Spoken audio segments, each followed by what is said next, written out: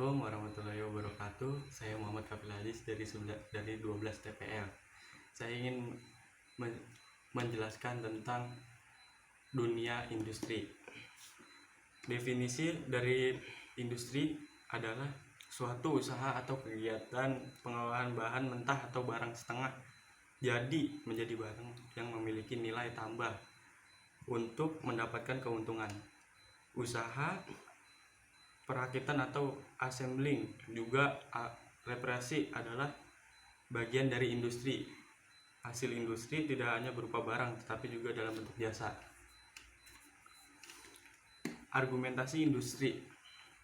Teori 1, teori argumentasi keunggulan komparatif akan mengembangkan subsektor atau jenis-jenis industri yang memiliki keunggulan komparatif. Teori argumentasi di keterikatan industri akan menggunakan pengembangan industri di bidang ekonomi.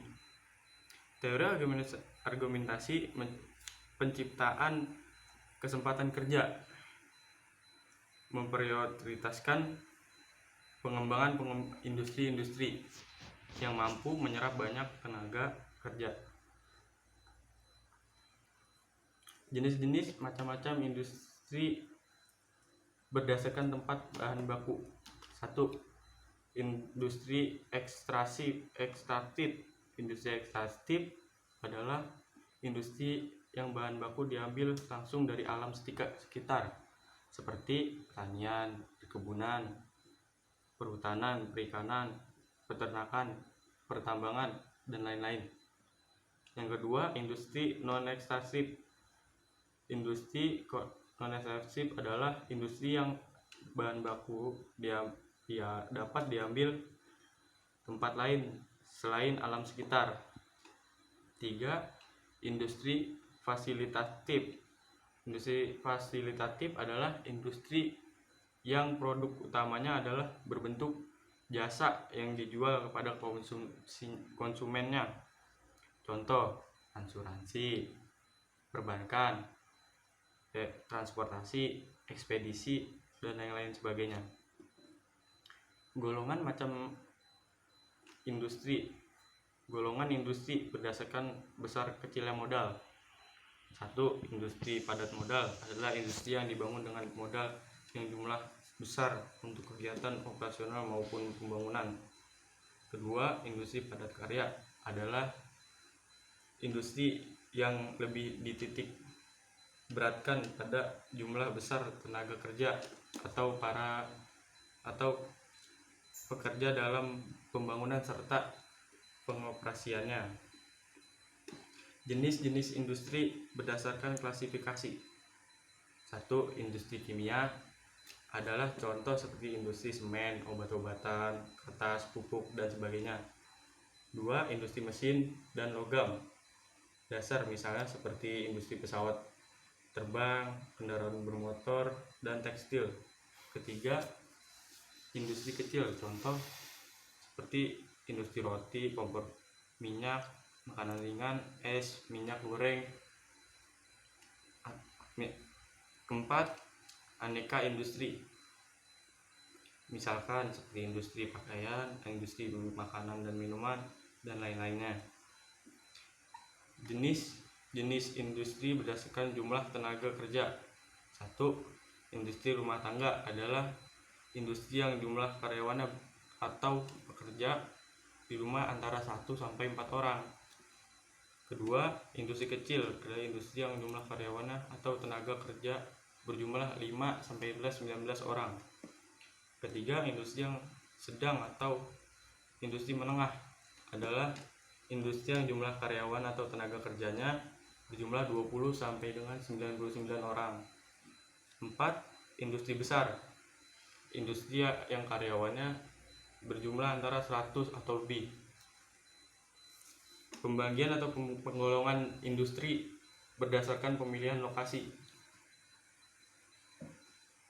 Industri yang berorientasi atau menitik beratkan pada pasar adalah industri yang didirikan sesuai dengan lokasi potensi target konsumen. Kedua, industri yang berorientasi atau menitik pada tenaga kerja atau labor adalah jenis industri yang berada pada lokasi di pusat pemukiman yang penduduk, karena bisanya jenis industri tersebut membutuhkan banyak pekerja atau pegawai lebih efektif dan efisien. Ketiga, industri yang berorientasi atau menitik beratkan pada bahan baku atau supply oriented industry adalah jenis industri yang mendekati lokasi bahan baku berada untuk memangkas atau memotong biaya transportasi yang besar. Industri yang keempat, industri yang tidak terkait oleh persyaratan orang lain, yaitu industri yang didirikan tidak terkait oleh syarat-syarat di atas. Klasifikasi industri berdasarkan proses produksi. 1. Industri hulu yaitu industri yang hanya mengolah bahan mentah menjadi barang setengah jadi. Industri ini sifatnya hanya menyediakan bahan baku untuk kegiatan industri yang lain, misalnya industri kayu lais, industri aluminium, industri perpintalan, dan industri baja. Yang kedua, industri hilir, yaitu industri yang mengelola barang yang dihasilkan dapat langsung dipakai atau langsung dinikmati oleh konsumen, misalnya industri pesawat terbang, industri konveksi, industri otomotif, dan industri moblir. Jenis industri berdasarkan produktivitas per orang. Industri primer. 1. Industri primer adalah industri yang barang-barang produksinya bukan hasil olahan langsung atau tanpa diolah terlebih dahulu. Contohnya adalah hasil produksi pertanian. Kedua, peternakan. Ketiga, perkebunan. Keempat, perikanan, dan lain-lainnya. Kedua, industri sekunder adalah industri yang bahan mentah diolah hingga menjadi hasil barang yang diolah kembali, misalnya permintaan barang benang sutra, komponen elektronik, dan sebagainya. Ketiga, industri tersier adalah industri yang diproduk atau barangnya berupa layanan jasa seperti telekomunikasi, transportasi, perawatan, kesehatan, dan masih banyak lagi yang lainnya. Faktor-faktor pendorong industrialisasi. 1. Kemampuan teknologi inovasi. Kedua, laju pertumbuhan pendapatan nasional per kapita. Ketiga, kondisi dan struktur awal ekonomi dalam negeri. Keempat, besar pasar DN yang ditentukan oleh tingkat pendapatan dan jumlah penduduk. Indonesia dengan 200 juta orang menyebabkan pertumbuhan kegiatan ekonomi. Ciri industrial yaitu pelaksanaan industrialisasi seperti tahap implementasi, jenis industri unggulan, dan insentif yang diberikan.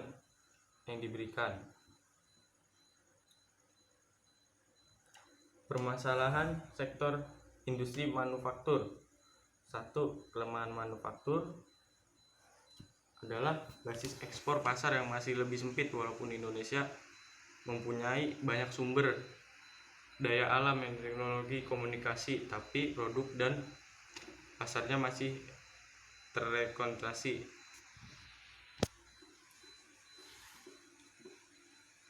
Yang kedua, tergantung impor sangat tinggi. Pada tahun 1990 Indonesia menarik banyak PMA untuk industri berteknologi tinggi seperti kimia, elektronik, otomotif, dan sebagainya, tapi masih proses penggabungan penggagapan assembling dengan hasil A. Nilai bahan baku, B. Industri padat karya seperti tekstil, C. PMA sektor manufaktur masih bergantung kepada suplai bahan baku komponen dari LN, D. Peralihan teknologi, E. Pengembangan produk dengan merek sendiri dan pembangunan jaringan pemasaran lebih terbatas. Yang ketiga, tidak ada industri berteknologi menengah seperti A. Kontribusi berteknologi menengah, logam, karet, plastik, semen terhadap pembangunan sektor industri manufaktur menurun 1985 sampai dengan 1997. B. Kontribusi pasar padat modal seperti material plastik, karet, pupuk, kertas, besi, dan baja. Ekspor menurun dari pada tahun 1985 sampai dengan 1997. C. Produksi dengan teknologi rendah berkembang pesat. Kelemahan organisasi. Industri kecil menengah masih terbelakang, produktivitas rendah, jumlah TK masih banyak. Kedua, konsentrasi pasar. Ketiga, kapasitas menyerap dan membangun teknologi masih melemah. Keempat, SDM yang lemah.